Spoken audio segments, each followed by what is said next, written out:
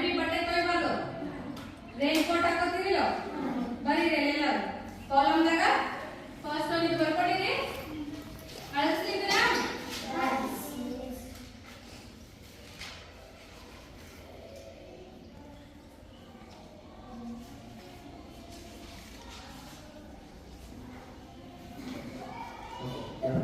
ಈಗ ಕಾಲಗಳ ಬಗ್ಗೆ ಹೇಳಿದ್ರು ಹೇಳಿದ್ರೆ ಅದ್ರ ಬಗ್ಗೆ ಒಂದು ನಾಲ್ಕೈದು ಕ್ವಶನ್ಸ್ ಕೇಳ್ತೀನಿ.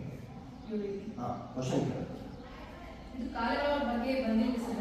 ಓಕೆ. ಬರೀ ಉಡುಪು ವಿನ್ಯಾಸ ಇದೆ. ಅದೇ ಉಡುಪು ವಿನ್ಯಾಸ ಅಂತ ಪೀಠಿಕೆಯನ್ನು ಹೇಳಬೇಕು. ಕಾಲಗಳ ಒಂದಿಷ್ಟು ಕಾಲಗಳದ ಅಂತ ಹೇಳಿದಾಗ ಮತ್ತು ಯಾವ ಕಾಲದೊಳಗೆ ಉಡುಪುಗಳನ್ನ ಯಾವ ರೀತಿಯಾಗಿ ವಿನ್ಯಾಸಗಳನ್ನು ಮಾಡ್ಕೊಬೇಕು ಅನ್ನೋದನ್ನು ನಮ್ಮ ಮಕ್ಕಳು ಗೊತ್ತಾಗಬೇಕು.